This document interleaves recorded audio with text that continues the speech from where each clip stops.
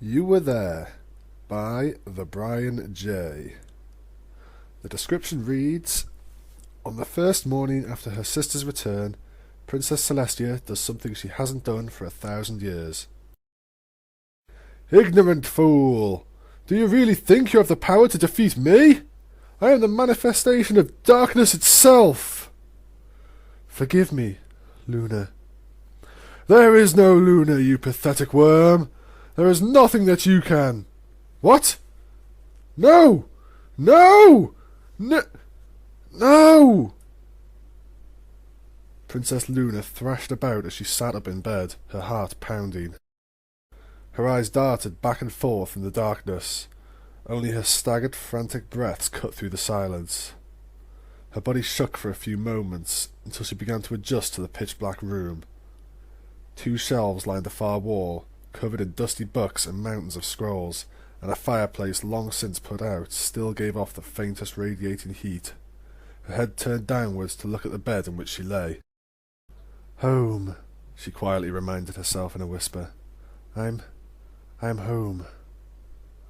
The pounding of her heart lessened into a quiet thumping as she looked at the clock on the other side of the room, reading just past 5 in the morning. It had only been a day since she had returned to Equestria, and in that day she had been sapped of almost all her magical power, followed closely by attending several celebrations in her honour, with her long train ride back to Canterlot in between.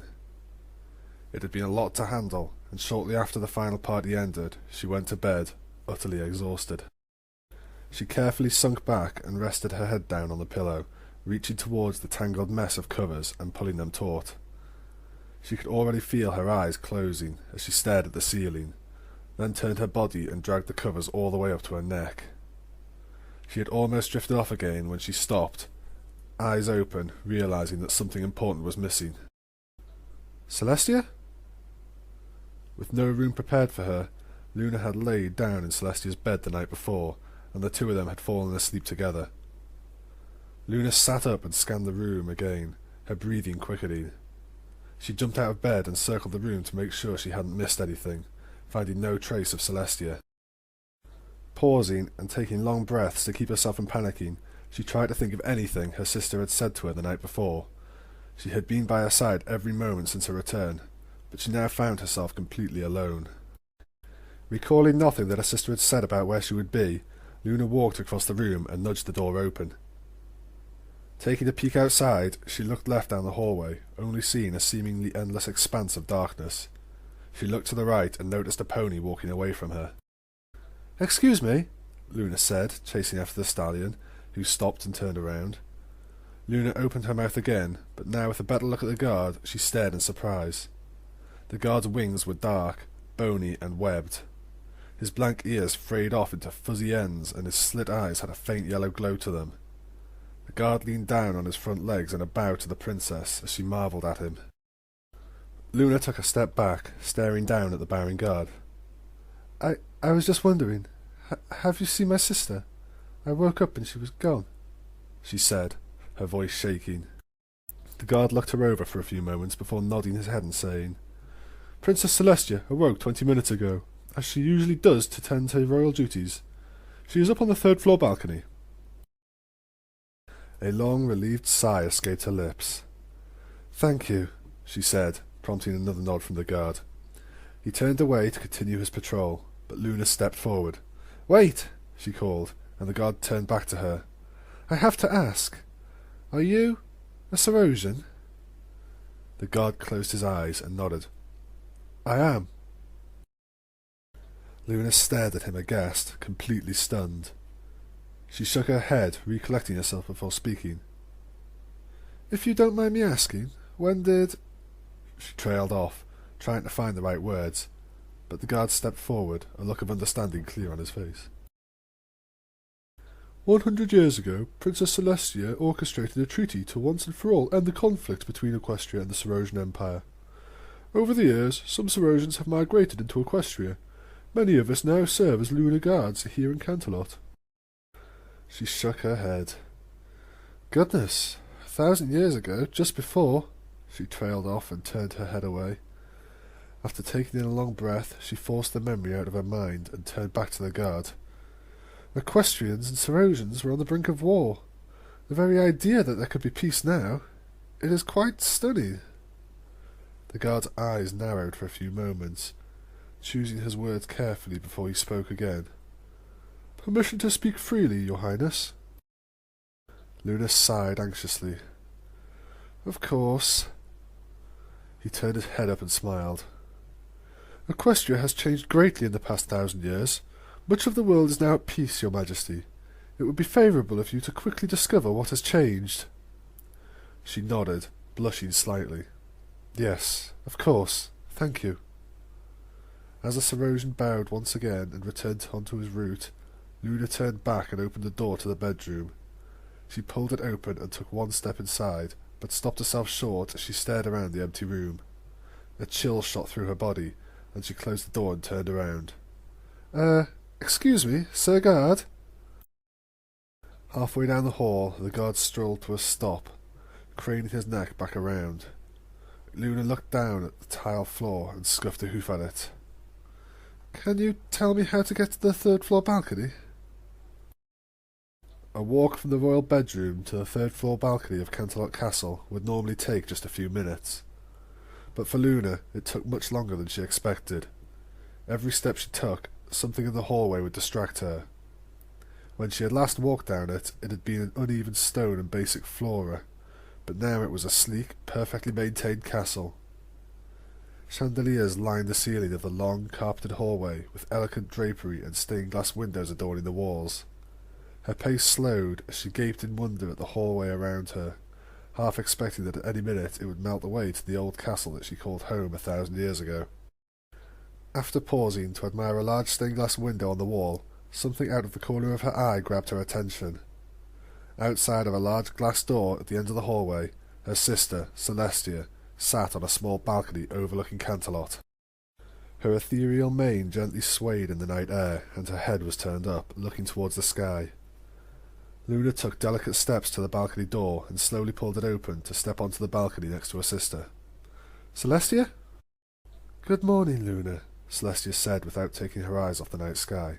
How did you sleep? Far better than I expected to, Luna replied, sitting down next to her. She looked up at her big sister and smiled, albeit a little surprised to see Celestia still looking into the sky.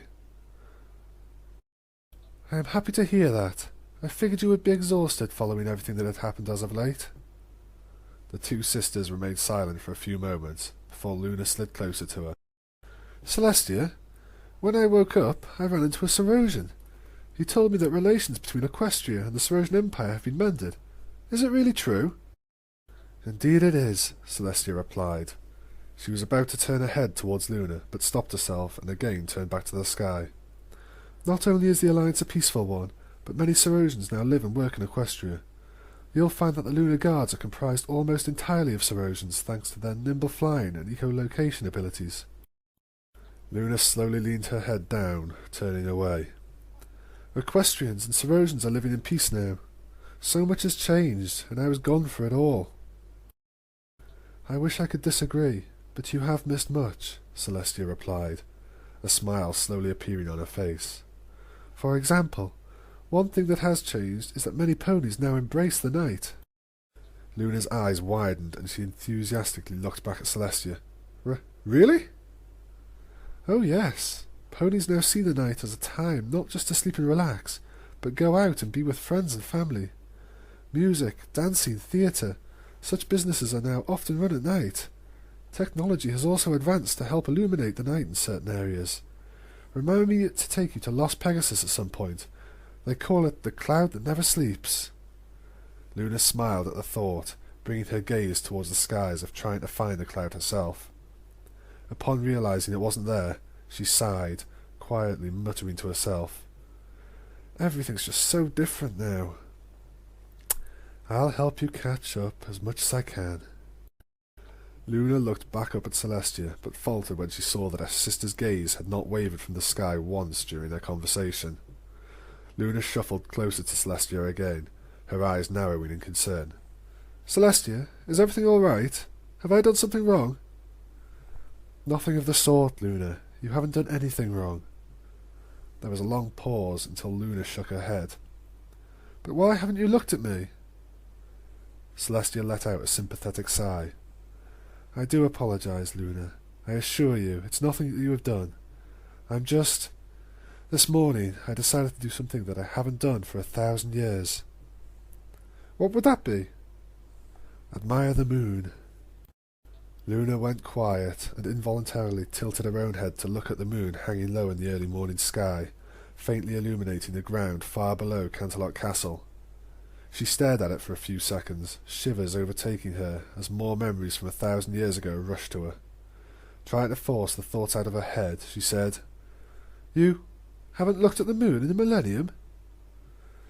I have certainly looked at the moon. I have had to for the duties of raising and lowering it every day, Celestia replied, her voice getting quieter. But it has been so long since I took the time to really appreciate it. I had forgotten how amazing it was, Luna. The light it gives off, the way it illuminates the darkness.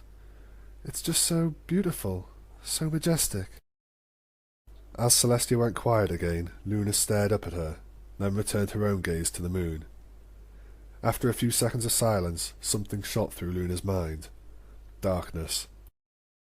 Memories of past conflicts with her sister, which escalated from disagreements to jealousy and anger. Images of the twisted corruption that resulted in a rage-filled war between the two of them that threatened to tear Equestria apart.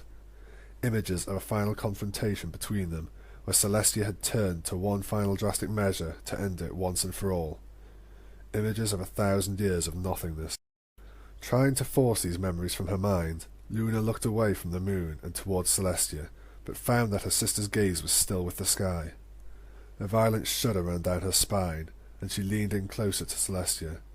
Her trembling hoof reached up towards her sister, but she pulled it away in fear that Celestia wouldn't want to be disturbed.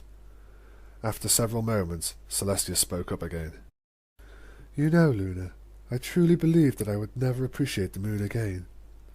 Long ago, I accepted the fact that raising and lowering the moon would simply be a duty. Any time that I looked up at it, I saw a dark blemish on it. I saw your face. Luna, still shivering, tried once more to look up at the moon, but turned away as soon as she saw it. Sniffling, she tried to get the tremors in her body to stop, but nothing seemed to be working. She opened her mouth to talk again, but Celestia's voice interrupted her before she could say anything. I had long accepted that I would never admire the moon again, Luna. But then, something happened. Celestia sighed, tilting her head downwards. She scuffed her hoof into the ground and continued, her voice notably faint. Something happened that I never once conceived, Luna. Something that I had long since given up on. Luna stared at Celestia, taking short breaths to keep herself composed. She tried to speak, but all she was able to get out was, Celestia. When I woke up this morning, Celestia trailed off, then finally turned to look at her sister for the first time, causing Luna to gasp. Celestia's eyes were red and puffy. Her cheeks and muzzle were stained with dry tears. Her lips quaked as more tears welled up in her eyes, staring at Luna, and when she finally spoke, her voice was but a quivering whisper. You were there. Celestia gulped, and before Luna could react, she leapt at her, wrapping her younger sister in a tight hug. Luna's shivers disappeared as she returned the embrace, burying her face in Celestia's flowing mane and sniffling. I missed you so much, Luna. I missed you so very, very much. I love you more than life itself, Celestia said through choked sobs, pulling her sister in closer as she gently nuzzled Luna's neck. We'll never be apart again, Luna. Never. Luna pulled her head away from Celestia, only managing to say, I love you too, before she went quiet. For minutes, neither sister moved, nor did they speak. They couldn't. They remained locked in a close embrace, neither one willing to be the first to let go, both afraid that if they did, the other would disappear into the night, never to be seen again. Even as the tears dried, neither broke the hug, sitting in silence and quietly nuzzling each other. Finally, Celestia reluctantly let go of Luna, smiling into her sister's eyes for a few moments before returning her sight up to the starry sky.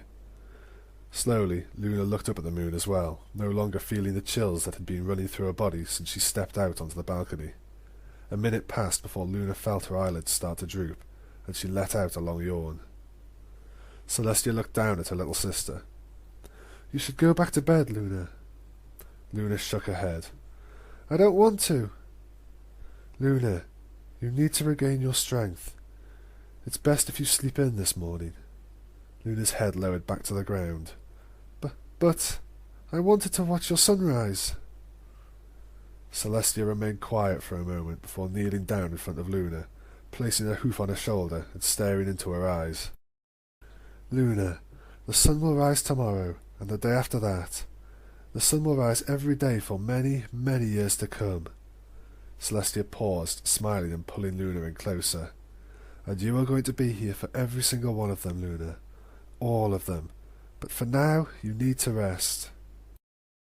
Luna nodded her head in understanding, finally breaking away from Celestia and walking towards the door back into the castle. As she opened it, she was surprised to hear the sound of hoofsteps coming from behind her. She turned around to find Celestia right by her side. "Celestia, what are you doing?" Celestia smiled. "I'm coming back to bed with you, of course." "But don't you have royal duties to attend to?" Luna's question was met with a headshake. "Luna, there is no duty in all of Equestria that would take me away from your side." The two slowly trotted through the hallways of Canterlot Castle, with guards and maids bowing down to the two royal sisters. As they arrived back at the bedroom, Luna smiled at the Cerosian guard, who responded with a deep bow again, this time looking up with his own smile. She stepped into the bedroom, barely able to keep her eyes open, and she nearly collapsed on the bed. She reached out for the covers, but before she could grab them, a golden glow enveloped them, and they floated up over the bed. Celestia curled up on the bed next to her sister, then raised a single majestic wing. Luna scooted over, cuddling up against Celestia's body as the wing descended and wrapped around her. It only took a few moments for Luna to fall back asleep, the smile still on her face, as her head nuzzled Celestia. Looking down at her sister, Celestia felt a knot form in her throat, and as the covers of the bed descended on them, she leaned in and gently kissed her sister on the forehead. "You were there, Luna, and you'll always be there, I promise."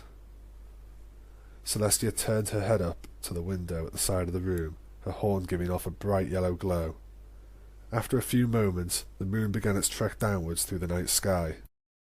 She waited to make sure it was fully in motion before laying her head down on the pillow, reaching her right hoof around and laying it on top of her beloved sister.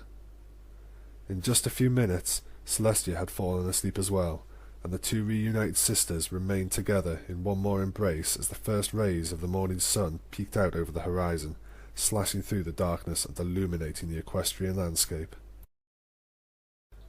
The end of You Were There by The Brian J.